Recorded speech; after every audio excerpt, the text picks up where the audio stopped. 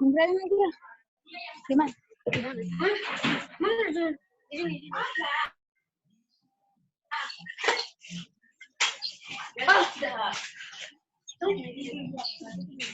Tolong jangan dibuka ya.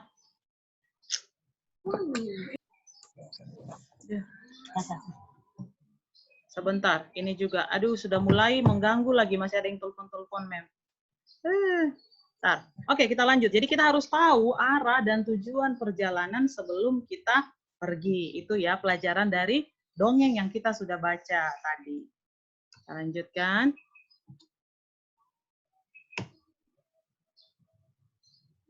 Sebentar ya, Mem kirim dulu si Azaria ini, kasihan dia.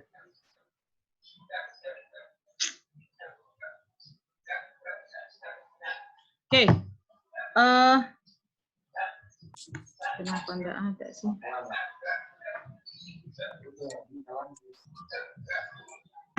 Kita lanjutkan. Tadi kan peraturannya kalau kita tidak mau tersesat, kita harus tahu arah dan tujuan kita. Nah, sekarang tetap kembali. Ada lagi peraturannya atau lagi aturan untuk menggunakan huruf kapital. Jadi, selama di kelas 2 ini kamu benar-benar huruf kapital yang sangat ditekankan. Mulai dari kita pertama lalu, di tema 1, ya, huruf kapital di awal kalimat, huruf kapital pada nama orang, huruf kapital pada tempat. Banyak penggunaan huruf kapital yang harus sudah kamu pahami. Dan banyak ya, sudah banyak banget di tema berapa juga sudah ada untuk apa lagi, untuk apa. Itu harus benar-benar diperhatikan.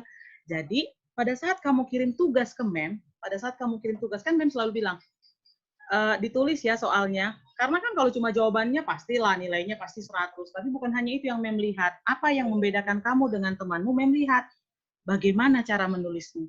Sudah benar nggak pada saat di awal kalimat, kamu sudah tulis nggak pakai huruf besar? Bagaimana kamu menulis huruf nama orang? Apakah sudah pakai huruf besar? Bagaimana kalau menulis nama tempat? Atau, pokoknya cepat selesai. Udah, Mem, langsung selesai, langsung kirim. Enggak, itu Mem lihat jadi panduannya untuk Mem untuk menilaimu. Ya. Jadi karena Mem sudah ajarkan atau kita sudah pelajari huruf kapital digunakan saat kapan. Terus kalau di akhir kalimat harus ada apa? Tanda tanya kah? Tanda ini kah? Tanda seru kah? Jadi, Mem perhatikan di tulisanmu itu. Dari situ Mem bisa melihat bedanya kamu dengan temanmu. Nah, sekarang ada penggunaan huruf kapital pada petikan langsung. Nah, lalu di kelas Mem udah bilang kan, kalau pembicaraan langsung atau ngomongan langsung, misalnya saya suruh nih, Eca, tolong ambilkan ini. Pada saat Mem ngomong langsung, menyuruh langsung itu, nih, itu namanya tanda petik, dikasih tanda petik. Tanda petik itu ada tanda koma, 2, tapi di atas. Jadi, kalau dia petikan langsung, aturannya dia harus misalnya kata yang kita gunakan di dalam petikan langsung itu harus huruf kapital. Nah, kalimat langsung itu diapit menggunakan 2 tanda petik. Tanda petik, baru ada kalimatnya, baru ditutup dengan tanda petik. Nah, di awalnya itu harus huruf kapital. Kita lihat, ini beberapa pembicaraan yang tadi didongeng kera dan ayam dan kera. Nih, mungkin, nih tanda petik baru huruf kapital. Mungkin kita harus berjalan lebih jauh ke dalam hutan. Ajak kera. Kera, yang ngajak si kera. Nama kan, jadi harus huruf besar. Lalu, ayam pun berkata, koma, tanda petik, ada tanda petik. Setelah tanda petik, jangan nanti, loh Mem, kok huruf kapital kan dia di tengah-tengah? Iya, ada bedanya karena dia di dalam petikan langsung. Bagaimana kalau kita pulang saja, kera, itu nama sapaan kan? Jadi harus huruf kapital. Sepertinya S huruf kapital. Kita tersesat. Kata ayam yang ngomong, jadi huruf besar ya namanya. Lagi dengan takut. Kera juga bertanya-tanya. Nah, ada tanda petik lagi. Di mana jalan keluarnya? Di awal tanda petik harus huruf kapital. Ingat ya, nanti ini keluar di soal. Jadi jangan asal, pokoknya soal buat. Enggak, lihat. Hari ini kita belajar bahwa penggunaan huruf kapital itu juga pada tanda petik. Apa itu tanda petik, Mem? Tanda petik itu adanya tanda seperti ini. Di dalamnya ini digunakan huruf awal pada petikan langsung harus huruf kapital. Ya. Kapan digunakan tanda petik itu, Mem? Pada saat ada pembicaraan. Kamu lagi ngomong dengan temanmu, itu kalau dituliskan harus di dalam tanda petik. Ya. Mungkin ke arah sana, M huruf kapital. Ayam, ujar kera yang kebingungan. Ini ya, penggunaan huruf kapital ini yang hari ini ya. Jadi ditambah dengan penggunaan huruf kapital yang lalu-lalu. Kita lanjut.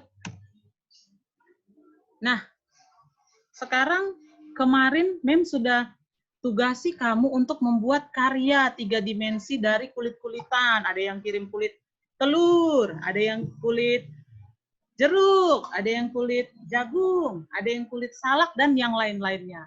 Sekarang kita akan belajar ragam, mengenal ragam hias. Apa itu ragam hias, Mem? Ragam hias adalah bentuk dasar hiasan dalam karya. Jadi kalau ada karyamu, ada bentuk dasarnya. Ya, ada bentuk dasarnya. Nah, setiap daerah biasanya memiliki keunikan ragam hias yang khas. Jadi tiap daerah beda-beda ragam hiasnya.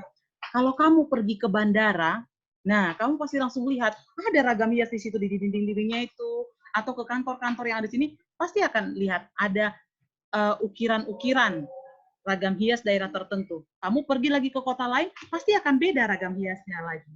Ya, ragam hias itu berbentuk pola yang diulang-ulang. Jadi ada pola diulang-ulang. Lihat nih, ini juga contoh ragam hias ini. Nah, nih diulang kan semua tadi kan mulai dari slide 1 sampai slide terakhir ada ragam hiasnya nih. Pola dasarnya ini ya. Tuh. Ragam hias dapat berupa tenunan, batik, dan ukiran. Ya, jadi kalau biasanya tiap budaya, tiap suku, kita langsung tahu ini dari mana.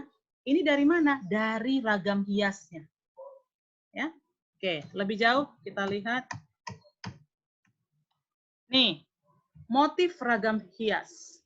Motif ragam hias itu ada beberapa. Yang pertama, ragam hias flora. Ragam hias flora itu berbentuk flora atau tumbuhan. Apa itu flora, Mem? Tumbuhan. Itulah namanya juga ragam hias flora. Tentu saja berbentuk flora ya, berbentuk tumbuhan. Terus bisa digunakan sebagai motif batik, ukiran, dan tenun di seluruh daerah. Nah, kalau kamu punya baju, ada motifnya bunga-bunga, itu namanya ragam hias flora. Ya. Berikutnya, ada namanya ragam hias fauna. Kalau flora tumbuhan, berarti fauna adalah hewan.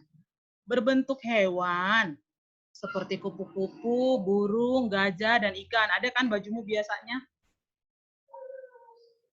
Bajumu biasanya berbentuk hewan-hewan semua warna dasarnya, ya kan? Bentar.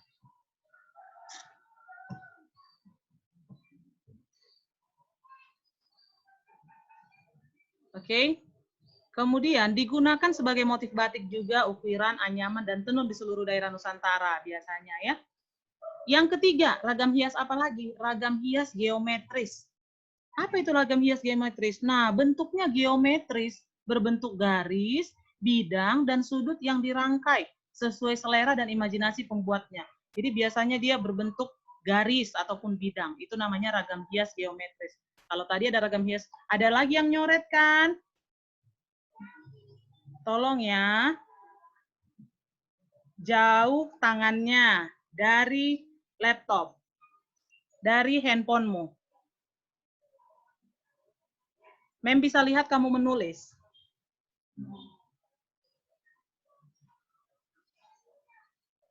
Oke, tidak ada yang coret ya.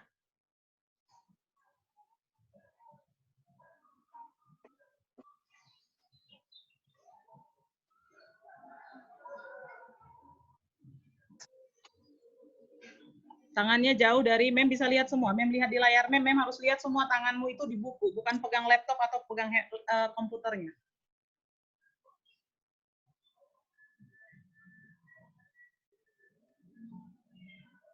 Oke, kita lanjut. Jangan dikutak-katik, apapun gak usah dikutak-katik, gak usah dikutak-katik share-nya, anonitnya, no, ya. Kita lanjut, ragam hias yang keempat adalah ragam hias figuratif. Apa itu ragam hias figuratif? Dia berbentuk manusia, nih gambar orang-orang, digunakan sebagai motif kerajinan kain atau kayu di daerah timur, seperti di Papua. Itu ragam hias figuratif. Jadi ada 4 ragam hias. Yang pertama tadi ragam hias flora, yang kedua ragam hias fauna, yang ketiga ragam hias geometris, yang keempat ragam hias figuratif. Ada keterangannya, ada penjelasannya ya. Kemudian polanya, pola ragam hiasnya seperti apa, Mem? Nah, ragam hias itu punya pola. Apa itu pola? Susunan yang berulang-ulang. Jadi mulai dari atas sampai bawah begitu aja susunannya. Polanya ada apa aja? Yang pertama pola simetris. Apa itu pola simetris? Motifnya berbentuk sama dan teratur. Jadi sama, lihat nih. Ini sama-sama dan teratur dia. Nih, sama dan teratur. Motif diletakkan seimbang antara sisi kiri dan kanannya. Kiri dan kanan dia seimbang. Ini simetris. Jadi enggak bengkok-bengkok, enggak beda-beda. Ya. Tolong tangannya jauh dari handphone atau komputer. Pegang pensil oke, tapi pegang laptop atau komputer no ya. Oke, kita lanjut.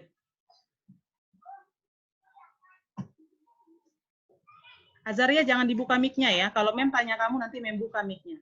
Oke Azaria, jangan dibuka-buka, jauh aja. Hanya mendengar dulu ya, nanti akan ada Mem tanya.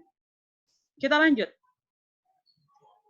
Yang kedua, pola ragam hias asimetris. A artinya tidak ya. Tadi pola asimetris tekan, sekarang pola asimetris. Motifnya berbentuk tidak sama dan tidak teratur. Lihat nih, ada yang bulatannya kecil, ada yang bulatannya besar, ada yang cuma setengah, jadi dia tidak sama. Motif diletakkan tidak seimbang antara kanan dan kiri, beda nih, kan? Di sini dia warna ini, di sini dia warna ini, di bawah dia setengah, di ini cuma setengah, jadi beda, tidak seimbang di antara kanan kiri. Tapi masih memiliki keindahan pada komposisinya. Tetap aja dia indah. Karena dia berulang-ulang, ada bulatan-bulatan kecil. Nah itu. Ini namanya motif asimetris. Motifnya tidak sama. Oke. Kemudian nomor 3, ada pola geometris. Nah, apa geometris itu? Berbentuk unsur-unsur. Ada garis, ada unsur sudut, ada bidang, dan ruang. Pola geometris dapat dilihat pada bentuknya seperti segitiga, dia ada unsur segitiganya segi 4, garis silang, garis lingkaran, garis zigzag. Nah ini pola geometris ya. Jadi ada 3 pola, pola simetris yang sama polanya, kanan kirinya sama, seimbang. Pola asimetris tidak sama kanan kirinya, tapi tetap masih memiliki keindahan. Pola geometris dia berbentuk unsur, berbentuk sudut kah, bidang kah, dan ruang kah. 3 ya, pola ragam hiasnya. Tadi ada 4 ragam hiasnya kan, polanya ada 3. Oke. Kita lanjut. Nah, contoh motif ragam hias itu apa nih? Kalau kita di Kalimantan ini, pasti begini. Lihat, pasti mamanya rata-rata punya, wah cepatnya habis waktunya. Oke. Pasti mamanya rata-rata punya kain kayak gini ya. Kalau tinggal di Kalimantan, apalagi di Balikpapan, nih motifnya kita. Motif ragam hias Kalimantan itu. Kemudian kalau ini, siapa yang punya ini? Motif tenunan seperti ini punya orang siapa ini? Iya, ini biasanya punya suku Batak dari Sumatera sana. Begini polanya. Nih, ini polanya ya. Pola ragam hiasnya. Nah, kalau Kupang, kalau dari Kupang yang kemarin kita pakai, kain yang kemarin kita pakai waktu menari, nah seperti ini polanya. Orang Toraja, nih pasti punya begini pola kainnya ya, pola tenunannya ya, kalau suku Toraja. Dan lain lagi. Kalau Manado, nanti lihat sendiri di rumahnya ya, sama suku yang lain lagi. Oke, kita lanjut. Kalau kemarin kita sudah mempelajari antara hubungan antara satuan waktu, yaitu yang kita pelajari hari dan minggu, bahwa kemarin kita sudah tahu bahwa 1 minggu itu ada 7 hari. Itu lalu ya, 1 minggu ada 7 hari, mulai dari Senin, Selasa, Rabu, Kamis, Jumat, Sabtu, Minggu. Itu 7. Kali ini kita akan belajar yang lain lagi tentang hubungannya. Kemarin 1 minggu ada 7 hari, sekarang 1 bulan ada 30 hari, dan 1 bulan itu 4 minggu. Ini juga sudah mengulang aja nih. Yang lalu juga kita sudah tahu ya, yang sudah terangkan lalu sekilas, bahwa 1 bulan itu 4 minggunya. Walaupun ada yang lebih, tapi rata-ratanya 4. Gitu ya. Lihat nih, bulan April contohnya. Ini 1 minggu, 7 hari. 2 minggu, 7 hari.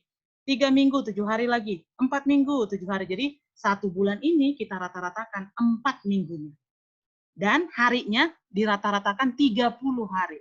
Ingat itu ya, 1 bulan 30 hari, 1 bulan 4 minggu, 1 minggu 7 hari. Harus hafal di kepalanya. Oke, kita mau mengubah kesatuannya. Ini contohnya, ayahnya si Eko keluar kota selama 3 bulan. Berapa hari kah itu di luar kota ya si Eko? Oh, yang kemarin rata-rata kirim tugas ke Mem langsung gini. Ayah Eko keluar kota selama 3 bulan. Berapa hari kah Ayah Eko di luar kota? Langsung jawabannya 90 hari. Kan Mem biasanya bilang kalau metik itu buat jalannya, buat caranya. Untuk nanti, kuis hari ini Mem mau pakai cara. Mem tidak mau begini lagi ya. Berapa hari kah Ayah Eko? 90 hari. No. Kita harus tahu dulu. Oh, 1 bulan itu 30 hari. Karena Ayah Eko 3 bulan, berarti 3 dikali 30 hari sama dengan 90 hari. Pakai jalan ya, pakai cara nanti. Kalau cuma langsung-langsung, nanti kamu pas waktu mau pelajari ulang, ini gimana caranya? Kenapa bisa 3 bulan langsung 90 hari? Nggak tahu. Tapi kalau pakai cara, oh dari 3 dikali 30. Kenapa 30? Karena 1 bulan sama dengan 30 hari. Nanti seperti itu ya, buat ya. Ada kuis tentang ini juga hari ini nanti. Kita lanjut. Contoh kedua. Uni menabung selama 6 bulan. Berapa hari Kak Uni menabung? Oh, kita buat lagi. Lamanya Uni menabung sama dengan 1 bulan itu 30 hari. Berarti kalau 6 bulan, 6 dikali 30. Kalikan aja depannya. 6 kali 3. 6 kali 3, 18. Tambahin nolnya. 180 hari. Soal berikutnya. Queen dulu deh, biar dia nggak tiduran. Queen si Majentak. Udah tidur dia, Mem lihat. Baca dulu Queen, nomor ini. Supaya semangat lagi. Jarak umur, ayo. Jarak umur Ale dan Cici adalah 5 bulan. Berapa jarak umur Ale dan Cici? Oke, penjelasannya. Jarak umur Ale dan Cici.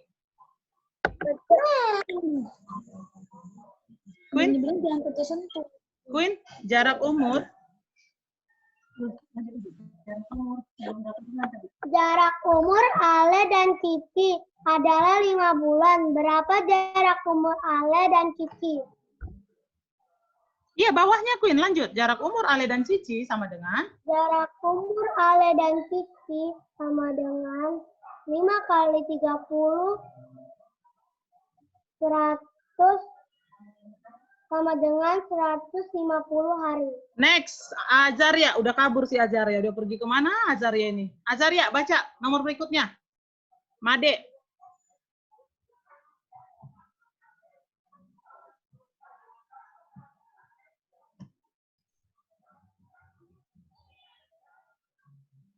Ayo Azaria. Lama Made berlatih menari 2 kali 30 sama dengan 120 hari. Kenapa harus lihat ke yang lain? Di sini ada kok jawabannya langsung. Nanya ya ke atas ya, pandangannya ke atas. Oke, itu contohnya ya. Kita lanjut. Nah, selain tadi 1 bulan ada 4 minggu, 1 bulan ada 30 hari. Ada juga 1 tahun. Ambil kalendermu. Mem tadi suruh bawa kalender kan? Lihat di kalendermu. Lihat kalendernya masing-masing. Oke, silakan baca. Bulan pertama adalah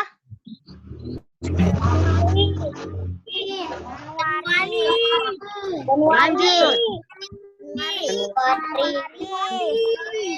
Maret, April, Mei, Juni, Juli, Agustus, September, Oktober, November, Desember. Ada berapa bulan dalam semuanya? Ada berapa bulan semuanya di kalendermu? Ada 12 bulan. Kamu ulang tahunnya bulan berapa? Oktober. 30.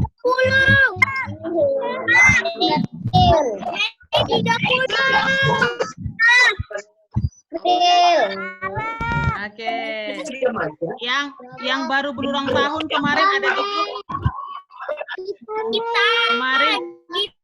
Kemarin yang baru berulang tahun ada di grup. Mem lihat siapa? Si Si Gita Angel ya. Gita Angel baru ulang tahun. Dia berarti Gita Angel ulang tahunnya di bulan Mei. Ada lagi Kak yang ulang tahun di bulan Mei ini?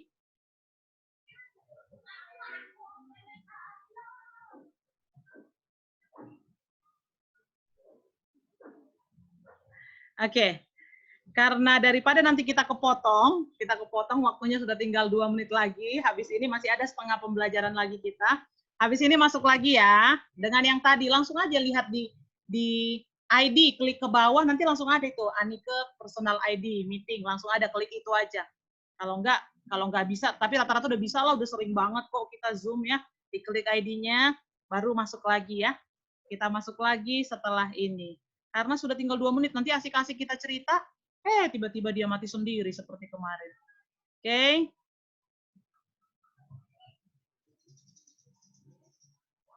Langsung masuk ya, jangan lama-lama, karena kalau nunggu masuknya sampai 10 menit, lama kita kepotong jam kita. Anugrah, jangan pergi Anugrah, masuk lagi, Anugrah baru masuk. Anugrah suka dia ketinggalan ini loh. Ya,